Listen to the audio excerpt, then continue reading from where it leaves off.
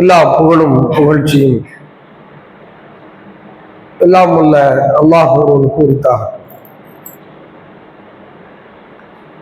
அவனது சாந்தியும் சமாதானமும் நம் உயிரிலும் மேலான நபிகள் நாயகம் ஸல்லல்லாஹு அலைஹி வஸல்லம் அவர்கள் மீதும், அன்னாரின் நல்லற தோழர்கள் தோழியர்கள் மீதும், இங்கே ஒன்று குழும் இருக்கின்ற நம் அனைவர் மீதும், வீடுகளிலே அமர்ந்து கொண்டு கேட்டுக்கொண்டிருக்கும் சகோதர சகோதரிகள் மீது என்றும் நின்று நிலவட்டுமாக என்று பிரார்த்தித்து இந்த உரையை துவங்குகிறோம். ஒவ்வொரு வாரமும் செவ்வாய்க்கிழமை இஷா தொழுகைக்கு பிறகு இமாம் நவவி அவர்களின் நபிமொழி தொகுப்பான ரியாலுஸ் ஸாலிஹீன் என்ற கிரந்தத்தை நாம் படித்து வருகிறோம். ஹதீஸ் வகுப்பை நாம படிக்கிறோம். அதுல மூன்றாவது தலைப்பு பொறுமை என்ற பாடமாகும், அஸ்ஸபர் என்ற பாடமாகும். அதுல ஏராளமான செய்திகளை நாம தொடர்ச்சியாக பார்த்துட்டோம். இன்னும் சில செய்திகளை இந்த அறிஞர் பதிவு செய்கிறார். 37வது செய்தியாக وَنَبِي سَعِيدٍ وَأَبِي هُرَيْرَةَ رَضِيَ اللَّهُ عَنْهُمَا عَنِ النَّبِيِّ صلى الله عليه وسلم قال ரசூல் ஸல்லல்லாஹு அலைஹி வஸல்லம் அவர்கள் சொன்னதாக அபு சயீத் மற்றும் அபு ஹுரைரா ரலியல்லாஹு அன்ஹு அவர்கள் இணைந்து அறிவிக்கின்றார்கள். ரெண்டு சஹாபி அறிவிக்கிறாங்க. மா யுசீபுல் முஸ்லிமு மின் நஸபின் வலா வஸபின் வலா ஹம்மின் வலா ஹஸனின் வலா அதன் வலா கம் ஹத்தா ஷௌகத்து இஷாக்குஹா இல்லா கஃபரல்லாஹு பிஹா மின் கதாயா. அருமையான ஒரு செய்தி. ஒரு முஸ்லிமுக்கு மின் நஸபின் எந்த துன்பம் ஏற்பட்டாலும் சும்மா ஏற்படாது. அல்லாஹ் ஒரு முஸ்லிமுக்கு ஏற்படுகிற துன்பத்தில் ஏற்பட்டாலும் வலா வஸபின் நோய் நொடிகள் ஏற்பட்டாலும் வலா ஹம்மின் ஹம்மின்டா துக்கம், கடந்து சென்ற வகைகளுக்காக நினைச்சுக்கிட்டே இருக்கிற துக்கம். வலா ஹஸனின்னா எதிர்காலத்தை நோக்கிய கவலைகள். ரெண்டு பேருக்குள்ள மனுஷனுக்கு பிள்ளை எப்படி படிக்க வைக்கணும்னு தெரியல, அப்படி இருக்கும். இழந்துட்டோம், வீட்டை வித்துட்டோமே, பாப்பாவட்ட இருந்து வந்த சொத்து ஒண்ணுதான் தமிழ் நினைக்க மனுஷன். இப்படி இது மாதிரியான கவலைகளும் துக்கமும் கவலையும் மனிதனை என்ன செய்யும்? கவலை என்பது எதிர்காலத்தை நோக்கி, துக்கம் என்பது கடந்த காலத்தோட சேர்ப்போம். ரெண்டையும் சேர்க்கிறாங்க. துக்கமோ கவலையோ வலா அதன் தொல்லை பல வகையான தொல்லை இருக்கு. உடல் மன தொல்லைகள் இருக்கு. வலா கம்மின் மன வேதனைகள் இருக்கலாம். ரெண்டாவது சொல்றாங்க. அவங்க உடலையும் மனசையும் சேர்க்கிறாங்க. அதன் என்றால் சாதாரண பிசிக்கலா உள்ள தொல்லை. கம்மின்டா மனவேதனைகளான மனவலிகளான தொல்லைகள். அப்படி இருக்கும்ல, சில ஆளுக்கு எல்லாருக்கும் மனவலி இருந்துகிட்டே இருக்கு. அது அதில் விட்டு வெளியே வரமாட்டார். இவர் நினைப்புல உளப்படியா இருப்பார். அது அவருக்கான சோதனை. இப்படி அல்லாஹ்வுடைய தூதர் சொல்றாங்க, ஒரு முஸ்லிமுக்கு ஏற்படுகிற துன்பமோ நோய் நொடிகளோ துக்கமோ கவலையோ தொல்லைகளோ மனவேதனையோ எதுவாக இருந்தாலும் இந்த அளவுக்கு ஹத்த ஷௌகத்து உஷாக்குஹா முள்ளு தைப்பது உட்பட, காலில் முள்ளு குத்துகிற துன்பமாக இருந்தாலும் தொல்லையாக இருந்தாலும், தெரியாம முள்ளுல காலை வச்சுக்கோங்கள, அது ஒரு வலி தானே, சின்ன வலி, குத்தும்போது வலிதான். அப்போ முள் தைப்பது உட்பட எந்த துன்பம் கவலை துக்கம் எதுவாக மனவேதனையாக இருந்தாலும் இல்லா கஃபரல்லாஹு பிஹா மின் கதாயாஹு, இதெல்லாம் அல்லாஹ் நடத்த வைக்கிறது ஏன்னு கேட்டா அவருடைய பாவங்களுக்கு பரிகாரமாகத்தான் என்று சுவாசம். இதெல்லாம் சும்மா நடக்கிறையா, பாவத்தை கழிப்பதற்காக அல்லாஹ் நடத்தி காட்டுகிறான். அப்ப எவ்வளவு பெரிய கருணையாளனா அல்லா இருக்கமா. இது கேட்க முடியாது. நீ துன்பத்தை தான், கவலையத்தா, துக்கத்தை தான் கேட்கக்கூடாது. அதெல்லாம் இருக்கத்தான் கேட்காம எல்லாம் நிறைய வச்சிருக்கான் விதியில. எல்லாரும் விதியும் பிளாங்க் பேஜாலாம் இல்லை.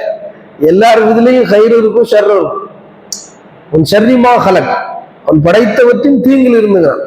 அல்லாஹ் படைச்ச எல்லாத்துலையும் நன்மை இருக்கும், தீமை இருக்கும்.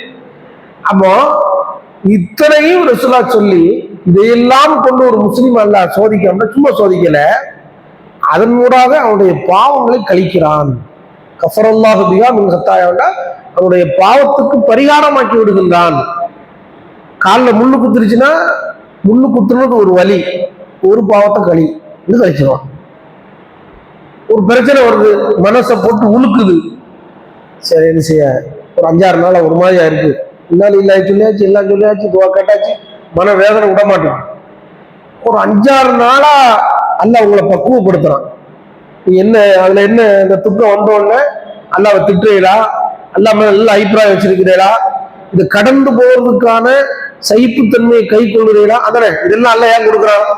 ஒரு ஒன்னொன்னா டெஸ்ட் பண்றான். மாத்திரை மாதிரி நசபை கொண்டு டச் பண்ணுறான், வசபை கொண்டு டச் பண்றான். நோய் நொடியை கொடுத்து பாப்பா எப்படி பேசுறான், எப்படி இருக்கிறான், நடவடிக்கை என்ன, இதைதான் ரசூலா சொல்றாங்க. இதெல்லாம் நன்மையா மாற்றணும். தீமை அழிக்கப்படுவதற்கா, தீமை அழிக்கப்படுறது நன்மை. அப்படி பாவத்துக்கு பரிகாரமாக்குறது அல்லாஹ்வுடைய மிகப்பெரிய கருணை. மூமின்கள் மேல, முஸ்லிம்கள் மேல அல்லாஹ் வச்சிருக்கக்கூடிய இது காபிருக்கு வராதா? இந்த கவலையும் துக்கமும் மனவேதனையும், இந்த முள்ளு குத்துற காபிருக்கு முள்ளு குத்துற வலிக்காதான்? அவனுக்கு வலிக்கத்தானே செய்யும். நம்ம நம்பிக்கை, இறை நம்பிக்கை இருக்குது. அந்த இறை நம்பிக்கைப்படி நீங்கள் நிற்பீர்களானால், இதெல்லாம் அனுசரித்துக் கொண்டால் அதெல்லாம் பாவத்தின் பரிகாரமாகும் என்று பெருமானார் சொல்றாங்க. அப்போ பொறுமை என்பது சுகுணத்துக்காக சும்மா இல்ல, பாவத்துக்கு பரிகாரம் பண்ணக்கூடிய இடத்துல அது இருக்கு. சபுர் என்பது பாவத்துக்கான பரிகார, இந்த உலகத்திலேயே அதை நம்ம அனுபவிக்கிறோம். இது உலகத்திலேயே கிடைக்கிற பாவம் மன்னிப்புங்க. நம்ம பாவங்களை அல்லாஹ் குறைக்கிறான்னு சொல்றான். நம்ம கேட்டு வச்சிருக்கோம் பாவத்தை, பெரும்பாவங்களுக்கு கையேந்தி கேட்கணும். இல்ல தௌபாதான். பெருமை கொலை செய்வது, திட்டுவது, நோயை திட்டுவது, பெற்றோரை திட்டுவது, சூனியத்தை நம்புறது, அதே மாதிரி அவதூறு சொல்வது, திருடுவது, உச்சாரம் பெரும்பாவம். அல்லாட கையேந்தி பாவ மன்னிப்பு கேட்டு வைக்கணும். அல்ல நான் கேட்டுக்கிட்டே இருக்கணும். அல்ல நான் மன்னிப்பான், அல்ல நான் தண்டிப்பான். ஆனா இதெல்லாம் சிறுபாவங்கள். நிறைய சிறுபாவம் லிஸ்ட் எடுத்தோம்னா நம்ம பாவம்னு நினைக்காம செஞ்சுக்கிட்டு இருக்கோம். பிறரை இழிவா கருதுவது, துச்சமா நினைக்கிறது, நடு ரோட்ல எச்ச துப்புறது, பல்லு தைக்காம தொகைக்கு வர்றது, சுத்தம் இல்லாம அழுக்கு ட்ரெஸ்ஸோட போறது, இப்படி எடுத்துக்கிட்டோம்னா எவ்வளவு சிறுபாவங்கள் இருக்குது. மனைவி சும்மட்டாக்களை திட்டுறது, பிள்ளைகளை அப்பப்போ கோபத்தின் போது ஆபாசமா பேசுறது, அடிக்கிறது, இதெல்லாம் நம்ம கணக்குல எடுத்தோம்னா எவ்வளவு பாவங்களை நாம செஞ்சிருப்போம். இப்ப அல்ல அந்த மாதிரி வலிகள், மனவேதனைகள், முள்ளு குத்துறது உட்பட இதெல்லாம் பாவத்தை கழிச்சுக்கிட்டே இருக்கான். பாவங்கள் கழிந்து கொண்டே இருக்கிறது அப்படின்னா மூத்தா போகும்போது இந்த கவலை, நோய், துக்கம், தோடிலாம் ஒண்ணும் இல்லாம ஜீரோ பேலன்ஸ்ல வச்சு அல்லாஹ் சொர்க்கத்தை விட்டுருவான். இதுக்கு தான் அல்லாஹ் இந்த சோதனை முஸ்லீமுக்கு கொடுக்குறான் என்று ரசூல் ஸல்லல்லாஹு அலைஹி வஸல்லம் சஹீஹ் புகாரி மற்றும் முஸ்லிம்ல பதிவு செய்யப்பட்டிருக்கு. அப்ப இதையெல்லாம் கொடுத்து நாம என்ன மனநிலையில இருக்கிறோம்? எல்லா முஸ்லீமுக்கும் அருளா போறது இல்லை, மார்க்கம் அருளாக்குறதுக்கான வழியை சொல்லிடுச்சு. இது எல்லாத்துலயும் சபுர் தான். சபுர் இல்லாம நீங்க அல்லாஹ்வுடைய அருளை நீங்க மறுப்பீர்களாமா? அல்லாஹ்வுடைய கருணை, இதை நீங்க அல்லாஹ்வை திட்டுற மாதிரி, நான் தான் கிடைச்சனா, உன் கண்ணு இல்லையா, அது இல்லையா, இனி ஒரே சோதனைக்கு மேல சோதனை கொடுக்குறியா என்று நீங்க புலம்பீர்களானால் இது பாவம் கழியாது. கூட கொஞ்சம் பாவத்தை ஏற்றி அல்லாஹ்வுடைய கருணையில இருந்து வெளியே வந்துடுவான். அவங்க நரகத்துக்கு பொறுத்த வாய்ப்பு. உலகத்திலையும் இவ்வளவு அனுபவிச்சு இந்த துன்பத்தை, மறுமையிலுமே பெருந்துன்ப நரகத்தை அனுபவிக்கணுமா? அப்ப இதெல்லாம் நம்ம என்ன செய்யணும்? சீர்தூக்கி பார்க்கணும். இது அழகான ஒரு செய்தி. நமக்கு ஏற்படுகிற எல்லா துன்பங்களும் பாவங்களுக்கான பரிகாரம். தௌபா ஏற்கப்படுவதுன்னு அர்த்தம். சிறு பாவங்கள் கழியுதுன்னா பாவமன்னிப்பு கிடைக்குதுன்னு அர்த்தம். கன்ஃபார்ம் பாவமன்னிப்பு கிடைக்கும். எப்போ?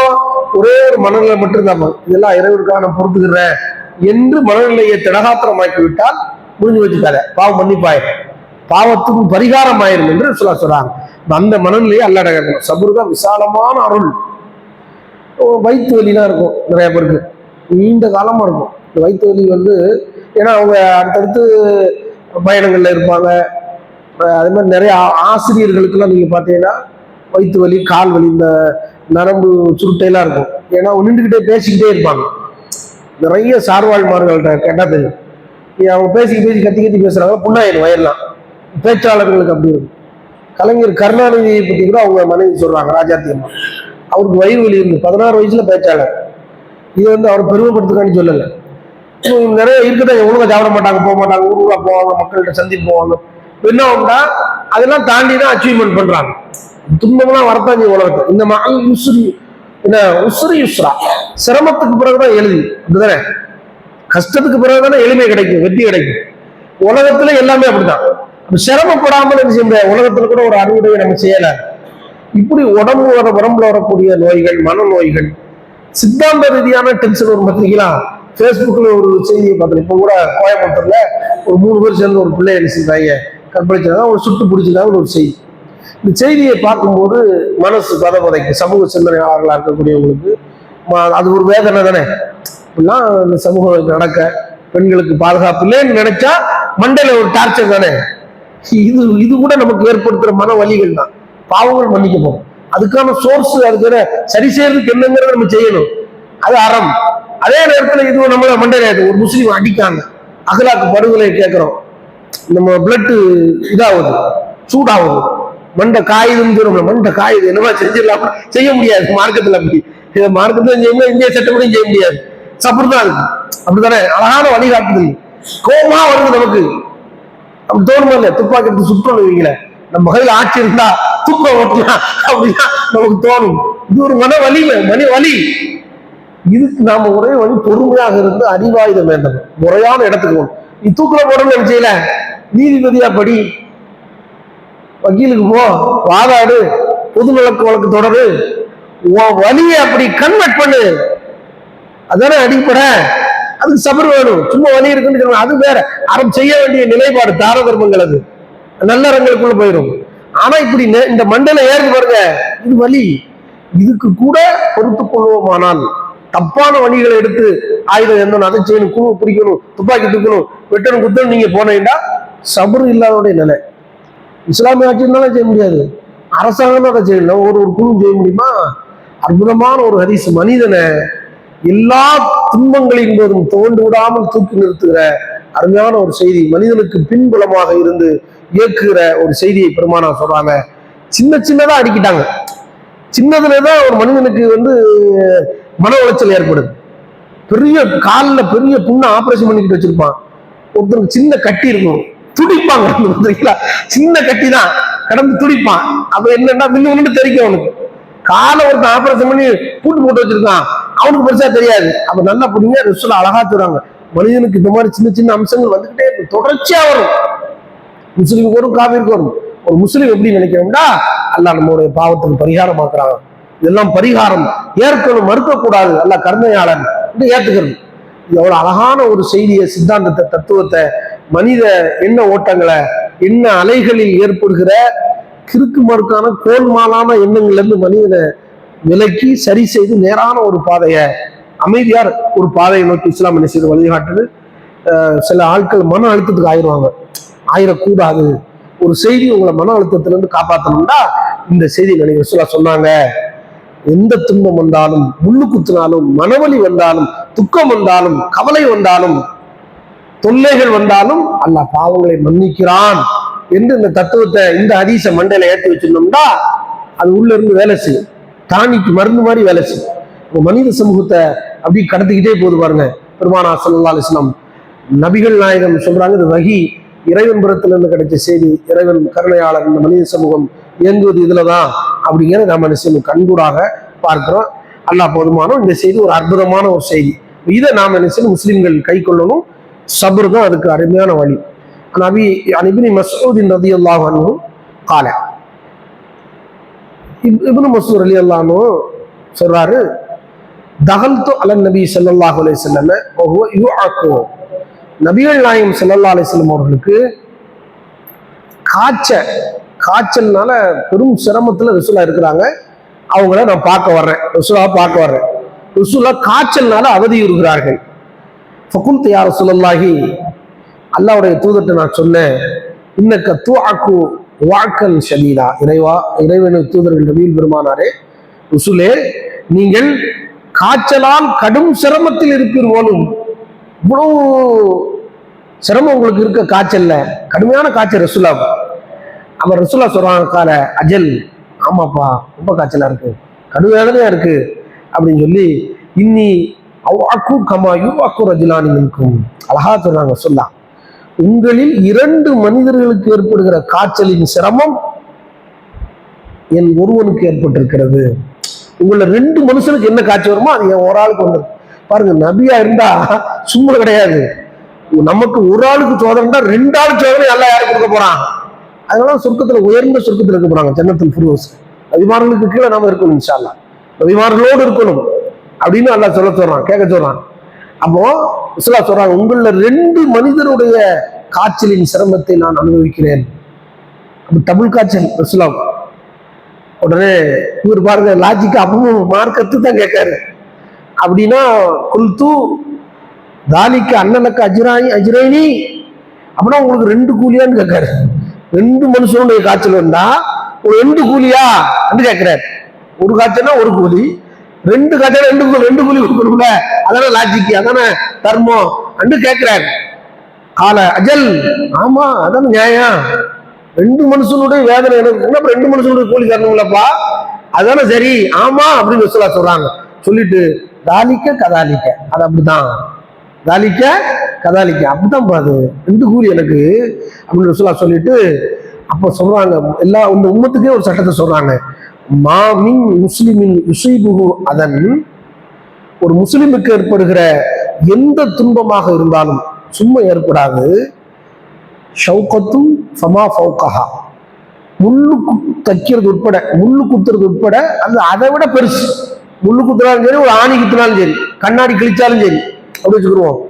கிழிக்கும்ல, கண்ணாடி கிழிச்சு ஜன்னல்ல நச்சிரும், கையை விரல்ல நச்சிரும், கதவுக்குள்ள கை விட்டுருவான். இதெல்லாம் முள்ளு குத்துற வச்சு சொல்ல சொல்றாங்க. முள்ளு குத்துறதோ முள்ளு தைப்பதோ அல்லதற்கு மேலோ உட்பட எந்த துன்பம் ஒரு முஸ்லிமுக்கு ஏற்பட்டாலும் இல்லா கஃபரல்லாஹு பிஹா ஸய்யிஆத்திஹி, அல்லாஹ் அவருடைய பாவங்களில் இருந்து அதை கழிக்காமல் எந்த துன்பத்தை ஏற்படுத்த மாட்டான், பகரமாக்காமல் எந்த துன்பத்தை ஏற்படுத்த மாட்டான். அப்ப எந்த துன்பம் வந்தாலும், முள்ளு குத்துறதோ அதோட பெருசோ சிறுசோ எதுவா இருந்தாலும் அதற்கு ஏற்ப அல்லாஹ் பாவத்தை கழித்து விடுகின்றான், மன்னித்து விடுகின்றான்.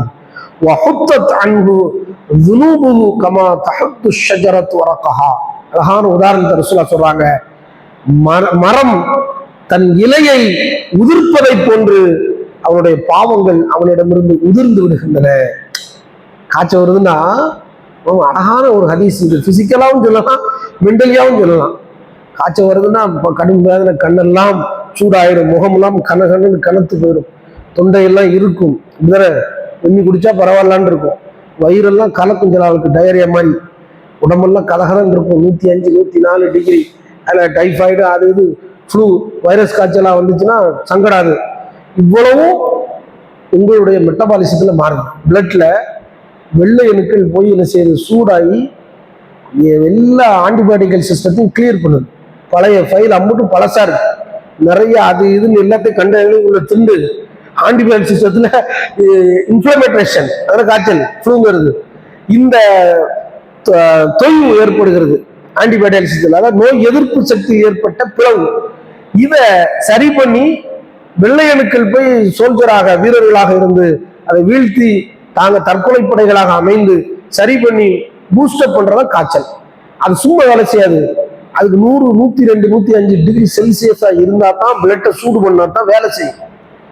ஹை டெம்பரேச்சர்ல தான் வேலை பார்க்கும். காய்ச்ச கருணை, காய்ச்ச அருள், காய்ச்சல கேட்டாங்க தாண்டு கேட்க முடியாது, துன்பத்தை எந்த துன்பத்தையும் கேட்கக்கூடாது. ஆனா வந்தா அருளா யோசிக்க சொல்றாங்க சொல்லலாம்.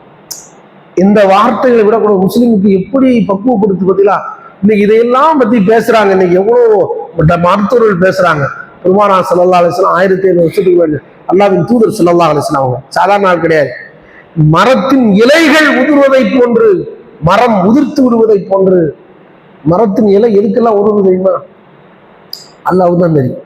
விவசாயியா இருந்தா கொஞ்சம் அல்லாஹ் கொடுத்த அறிவை வச்சு கொஞ்சம் தெரியும். அல்லாஹ் சொல்றான், உமா தஸ்குத்து வரக்கத்தில் இல்ல ஆலமுகா, மரத்தின் இலை உதிர்ந்தாலும் அல்லாஹ்வுக்கு தெரியாமல் உதிர்வதில்லை. இது தௌஹீத். மரத்துல எக்ஸ்பைரி ஆகி விழுதா, சில மரங்கள் நோயினால இலைகளை உதிர்த்தும். ஏன் தெரியுமா? எனக்கு வேர்கள்லையும் என்னுடைய நரம்புகள்லையும் தண்டுகள்லையும் என்னுடைய நான் வாழ்றதுக்கான அடிப்படை ஜீவாதாரமே எனக்கு ஒளிச்சேர்க்கை எடுக்கவோ பச்சையத்தை எடுக்கவோ, தண்ணீர் வாட்டர் கண்டெய்னர் எடுக்கவோ, ஆக்சிஜன் எடுக்கவோ, கரியமில வாயு சரி பண்றதுக்கு எனக்கு பாடி ஒர்க் ஆகல. இலை வேற அழகா இருக்கணுமா, பூ வேற பூக்கணுமா, உங்களுக்கு காய் வேற காய்க்கணுமா, எனக்கு கிறுக்கா பிடிச்சிருக்கு, அப்படி இலையை தட்டி விடுறாங்க, மொட்டை அடிக்கும், எல்லாம் அப்படி காஞ்ச மாதிரி இருக்கும். மழை பெய்யட்டும் டக்குன்னு செஞ்சிடும், எல்லாம் கிளியர் ஆகி நரம்புலாம் அப்படி குளிர்ந்து தண்டுகள்லாம் அப்படி புதுப்பாய்ச்சலாக பளபளன்னு பச்சையும் கரும்பச்சையுமாக வந்து நின்றுடும். எப்படி இது மாதிரி இலை உதிர்வது சுமல்ல, புது பாய்ச்சலுக்கான ஒரு உடைப்பு ஏற்படுவது அடுத்த பாய்ச்சல். தத்துவம் ஹக்கீகத்து, இயல்பு, மனிதனுடைய இயல்புல அதான் இருக்கு. அப்போ உங்களை உடைச்சு போடுறது அந்த காய்ச்சல்ல, ஒவ்வொரு செல்களையும் உடைச்சு போடுது, ஹீட் பண்ணி ரெடி பண்ணி திரும்ப காய்ச்சல் வந்த பிறகு கையெல்லாம் லேசா இருக்கு. அப்படி அப்ப இலை உதிர்வதை போன்ற உங்களோட பாவங்களும் உதிருது, கெட்ட செல்களும் உதிர்ந்தது. பாவம் தானே, அளவுக்கு அதிகமா திண்டு வச்சிருப்போம், பாவம் தான் இதுதானே, பாவம் இல்லையா? அளவுக்கு அதிகமா திங்கிறது பாவமா இல்லையா? தனக்கு தேவைக்கு போக திங்காதீங்க தயவு செய்து, தேவைக்கு தின்னும், அவன் உடம்புக்கு குடலுக்கு ஏற்ற மாதிரி எல்லாத்தையும் அடுத்த ஆட்களையும் சேர்த்து திங்கணும். 10 வேளைக்கும் சேர்த்து 3 வேளைக்கு தள்ளணும்னா பாவம் நினைங்க. பாவம் அல்லா கொடுத்த உடலுக்கு செய்யற பாவம், இன்னொருத்த உணவையும் சேர்த்து திங்கிற பாவம். எவனாவது பாவம் நினைச்சானா 3 இட்லி சாப்பிட்டா உடம்புக்கு போதும் அப்படின்னா 5 இட்லி சாப்பிட்டா பாவம், உடம்பு சுக்கிற பாவம். அந்த 2 இட்லி வேற ஆள் கூடாது, கொடுக்காது இன்னொரு ஆள் கூடவ, அப்படின்னு நினைக்கணுமா இல்லையா?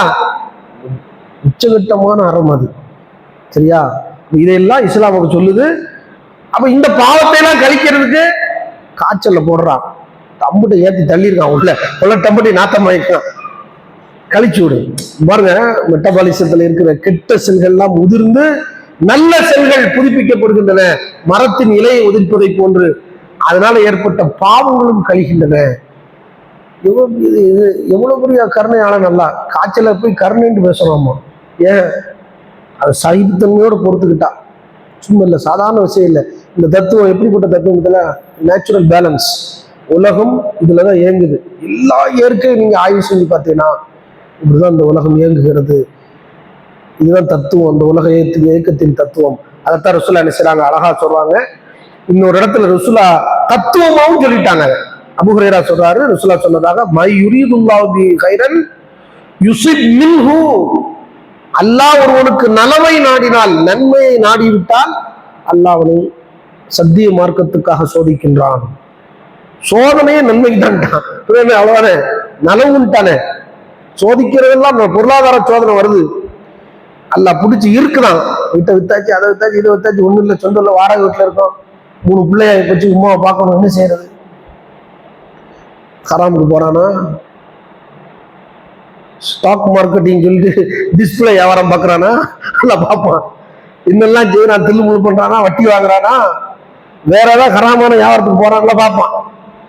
தான் பொறுமை. அப்ப பொறுமையா இருந்து சைப்புத்தன்மையோடு முறையான தொழிலை செய்யறதுக்கு அல்லது வேலைக்கோ ஹலாலான விஷயத்துக்கு நீங்க நகர்வீர்களானால் மீன்களை ஜெயிச்சிட்டீங்க. அல்லாவுடைய சோதனை நலவு அது. கேட்டுலவே விழுந்துட்டீங்க, பொறுமை இல்லாதவர் முடிஞ்சிச்சு. காசுக்காக நீங்க பொறுமை இழப்ப என்றால் கதை முடிஞ்சு போயிடும். அப்ப இத அல்லாவுடைய தூதர் தத்துவமா சொல்லிட்டாங்க. அல்லாஹ் சோதிக்கிறதே நன்மை, யாருக்கு நன்மையை நாடுகிறானோ அவரை சோதிப்பான் அப்படின்னாச்சு. அப்ப அல்லாஹ் நம்மளை சோதிச்சாலே நமக்கு என்ன நினைக்கணும், நன்மன்னு நினைங்க, தீமன்னு நினைக்காதீங்க. அப்ப துன்பத்தை கண்டு தொழக்கூடாது என்பதுதான் ஏபிஜே அப்துல் கலாம் சொல்லுவார் அடிக்கடி, துன்பத்திற்கு துன்பம் கொடு அப்படின்னு. எனக்கு அந்த டைலாக் முதல்ல புரியல, என்னட்ட துன்பத்துக்கு துன்பம் கொடுக்குறாரு. உள்ள பார்த்தா உயர்தரமான தத்துவம். துன்பத்துக்கு துன்பம் கொடுத்தால் துன்பத்தை கண்டு ஓடாதேன்னு அர்த்தம். ஒரு துன்பம் முடிஞ்சா இன்னொரு துன்பம் வராதா? அப்படி முதல்ல ஹதீஸை படிச்சது, நசபின் வலா வசபின் வலா ஹம்மின் வலா ஹசனின் வலா அதன் வலா கம்மின். அடிக்கிட்டாங்க ரசூலுல்லா. அடுத்தடுத்து துன்பம் வரும் மூமினுக்கு. துன்பத்தை எதிர்கொள்ளத்தான் திராணி வேணுமே தவிர, அதுதான் பக்குவப்படுத்துமே தவிர, துன்பத்தை கொண்டு ஓட முடியுமா, பயப்பட முடியுமா? இந்த மாதிரி அது நீங்க சரியில்லைன்னு அர்த்தம். அப்ப மனுஷனை எவ்வளவு உத்வேகமான தத்துவத்தை இஸ்லாம் சொல்லுன்னா, எல்லா சிரமங்களும் கஷ்டங்களும் உங்களை அடுத்த கட்டத்துக்கு கொண்டு போகணும். பொறுமையோடு சகிப்புத்தன்மைக்கு அதை நீந்தணும், எதிர்நீச்சல் போடணும். இந்த தத்துவம் தான் அந்த மனித குலத்தை இயக்குது. இந்த இஸ்லாம் நம்பிக்கையினால கொடுக்குது. மற்ற மதங்கள்லாம் சும்மா வெறுமனே சொல்லிட்டு வெட்டு திட்டமா சொல்லுது. மனிதர்கள்லாம் நம்பிக்கையில கொடுக்குறது ஈமானுக்கு பிறகு சபர். ஈமானோட அந்த சபர் இருந்தால் சொர்க்கம். அதை முடிஞ்சு போச்சு. அப்ப இதை நாம கவனத்துல கொண்டு இந்த தத்துவத்தை மனதார ஏற்று இந்த மனுஷன் வாழ்க்கையில செயல்படுத்தணும்.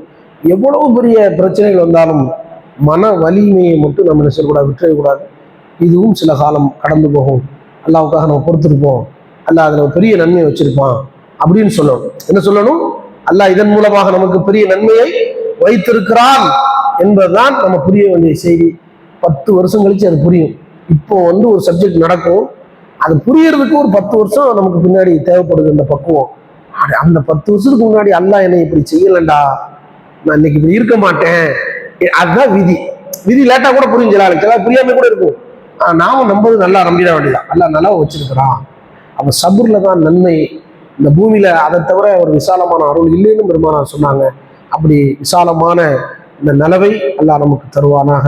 அனுதினமும் நம்முடைய வாழ்க்கையில் நடக்கிற எல்லா பிரச்சனைகளையும் கொண்டு துவண்டு விடாமல் அதற்கான மார்க்கம் அனுமதித்த வகையில் நல்ல தீர்வுகளை நோக்கி நவரக்கூடியவர்களாக, பொறுமை காத்து சகிப்புத்தன்மையோடு அந்த துன்பங்களை கடந்து செல்கிற நல்ல முஸ்வாசிகளாக, மூமின்களாக அல்லாஹ் நம்மை ஆக்காரம் புரிவானாக. வாஹ்ரு அல்ஹம்துலில்லாஹி ரப்பில் ஆலமீன். அஸ்ஸலாமு அலைக்கும் வரஹ்மத்துல்லாஹி வபரகாத்துஹு. சுப்ஹானல்லாஹி வபிஹம்திஹி, அஷ்ஹது அல்லா இலாஹா இல்லல்லாஹ்.